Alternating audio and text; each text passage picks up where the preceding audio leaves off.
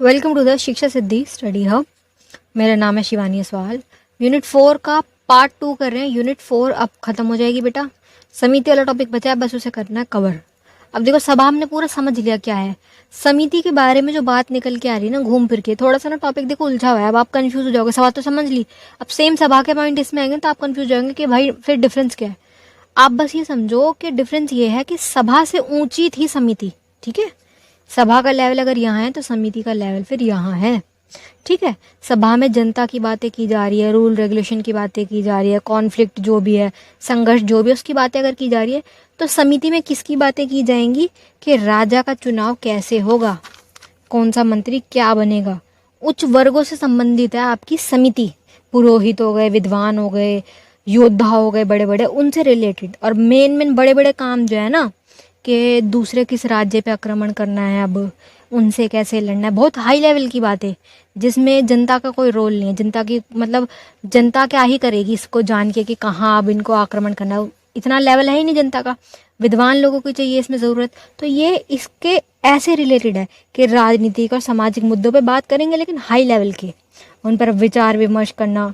Example लिया जैसे जैसे संसद भवन है, संसद में देखो सारे मेन बंदे बैठे हुए हाई लेवल वाले। ठीक है, आम जनता तो नहीं बैठती ना कभी भी उसमें। हम लोग तो आम जनता वो नहीं बैठती बेटा। एग्जाम्पल आप इसमें ले सकते हो, जो आपकी पीएम की टीम है, टीम मोदी जिसे कहा जाता है, उसके हिसाब से कि जो भी हाई लेवल के टॉपिक होते हैं कि किसी दूसरे देश पे आक्रमण करना है या कोई देश ने आप पे आक्रमण कर दिया तो उससे कैसे लड़ना है, बचना कैसे, क्या करना है। हाई लेवल के टॉपिक जिसमें जनता की जरूरत नहीं है, जनता क्या ही सलाह देगी, जनता इतनी सक्षम नहीं है इन सारे टॉपिक को समझने के लिए। तो उन टॉपिकों में कौन बात करता है? सिर्फ और सिर्फ बड़े बड़े मंत्री, हेड हाई लेवल के कैबिनेट स्तर के मंत्री बात करते हैं ना, सिर्फ वो बैठते हैं। तो ऐसे ही समिति जो है वो बड़े लेवल की थी जिसमें बड़े टॉपिकों पे बात की जाएगी कि अब क्या किया जा सकता है, कैसे किया जा सकता है। पर है वही लेवल उसका कि बैठ के बात करेंगे, विचार विमर्श होंगे ऐसे।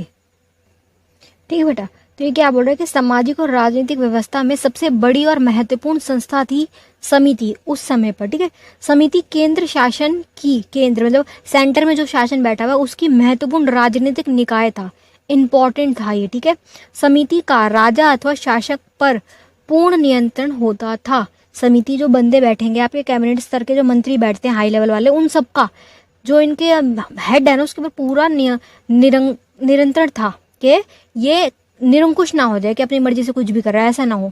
राजा के प्रति समिति की नाराजगी राजा के लिए एक संकट भाती थी कि अगर सारे सदस्य जो इसके मेन हेड हैं, समिति के बंदे बैठे हुए हैं, जैसे आपके मुख्यमंत्री बैठते हैं ना, सारे बड़े बड़े हाई लेवल के कैबिनेट स्तर के जो मंत्री बैठते हैं, उस लेवल के जो मंत्री बैठे हुए हैं, ठीक है, उसके जो राजा की समिति में जो बंदे बैठे हुए हैं ना हाई लेवल वाले, अगर वो नाराज होते हैं तो राजा के लिए संकट है कि वो राजा के लिए उसकी सत्ता जो है उसको गिरा सकते हैं, इतनी पावर थी। ठीक है, तो ये उस तरीके से बात कर रहे हैं।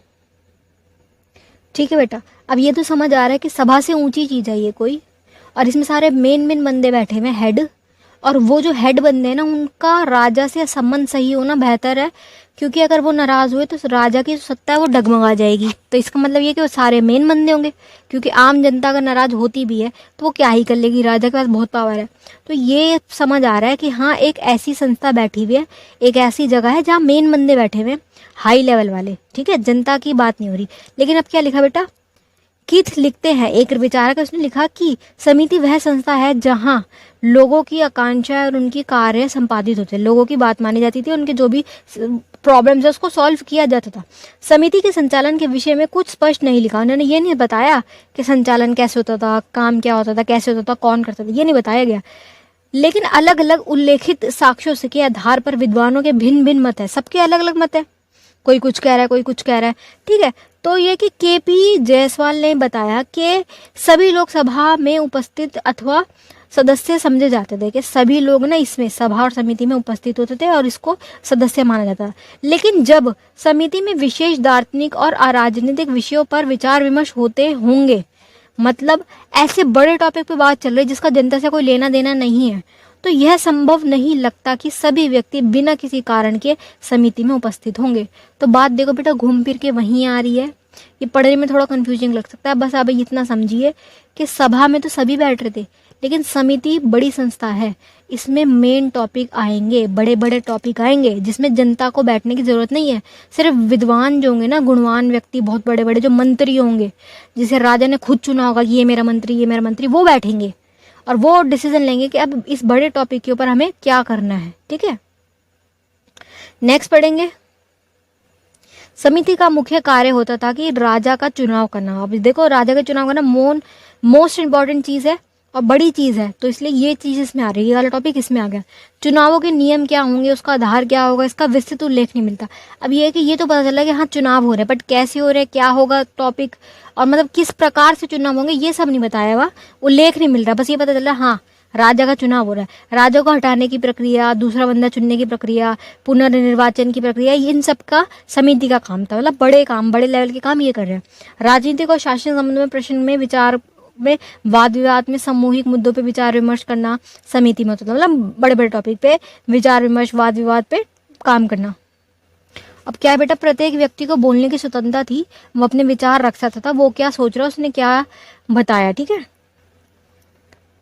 यह संभव है कि समिति धार्मिक, राजनीतिक और सामाजिक कार्य समान रूप से करती होगी। ये बता रहे हैं कि क्या क्या ये कर सकते थे, ये इन्होंने अनुमान लगाया कि संभावना है। ठीक है, राजा के कार्य व कर्तव्यों के विषय में अथर्ववेद में लिखा है कि ब्राह्मण की संपत्ति को छीनने वाले राजा सहयोगी समिति को नहीं करना चाहिए। मतलब ये बोल रहे हैं, इन्होंने रूल बनाया कि समिति उसका सपोर्ट ना करे, उस राजा का जो ब्राह्मणों की संपत्ति छीन रहा है। ठीक है, यद्यपि राजा के लिए सदैव सहयोग के लिए शुभ इच्छा भी व्यक्त की गई, मतलब राजा का तुम्हें सपोर्ट करना है सारे समिति के बंदों को। अथर्ववेद में एक मंत्र में ऐसा लिखा गया है कि इस ग्रंथों में यह भी लिखा गया है कि राज्याभिषेक के उपरांत पुरोहित करता है, मतलब राज्याभिषेक, राजा का जो तिलक वगैरह लगाते थे उसकी एक, मतलब इनकी वो थी, राज्याभिषेक की एक बहुत बड़ा फंक्शन था कि राजा बन रहा है।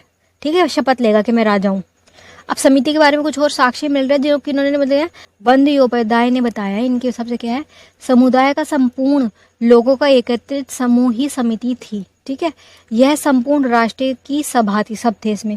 राजा के साथ निकट संबंध में सामान्य होता था। समिति के अधिवेशन सामान्य सभी महत्वपूर्ण योजनाओं से समान होती थी, जैसे कि राजा का राज्याभिषेक समय, युद्ध और संकट के समय में। मतलब ये बता रहे हैं इनके हिसाब से समिति क्या है। बेसिक निकल के यही आ रहा है कि सभा से ऊंची एक संस्था थी जिसे समिति कहा गया है। ठीक है, सभा समिति के मध्य संबंध। अब ये सभा हो गया आपका पूरा, समिति खत्म हो गया कि समिति क्या थी। एक बार रिवाइज करा देती हूँ। सभा बैठा अगर वो जगह थी जहाँ सब बैठ रहे थे, सारी जनता आ रही थी, राजा सारे डिसीजन ले रहा था, तो समिति वो जगह है जिसमें राजा प्लस उसके मेन बंदे, उसके सारे मेन मंत्री बैठ के बड़े टॉपिक पे डिसीजन ले रहे हैं। तो सभा से ऊंचा जगह दर्जा था समिति का। ठीक है, बस इतना समझते हुए चलो। अब नेक्स्ट क्या है बेटा, सभा समिति के मध्य में संबंध, कि अब ये दोनों सुनने में एक जैसी क्यों लग रही हैं, और बहुत सारे विद्वानों के अलग अलग मत है, सब कुछ ना कुछ कह रहे हैं, मिलती जुलती बातें आ रही हैं। तो ये कि इनमें क्या रिलेशन है, रिलेशन समझना है। तो इसमें ये है कि सभा समिति एक उच्च, एक बहुत बड़ा लेवल की एक संस्थाएं थी दोनों ही। ठीक है, सभा से ऊंची थी समिति, लेकिन दोनों ही इंपॉर्टेंट संस्थाएं थी। शासन में इसका बहुत अधिक महत्व था। अलग अलग विद्वानों के अलग अलग विचार हैं कि कौन सी बड़ी है, कौन सी छोटी है। चलिए बेटा, चैप्टर यहीं तक था, सभा समिति दोनों करा दिए मैंने। अगर किसी को कुछ ना समझ आ रहा हो, कोई कन्फ्यूजन हो, तो आप मुझे कमेंट बॉक्स में पूछ सकते हैं। फिलहाल best of luck for your exam.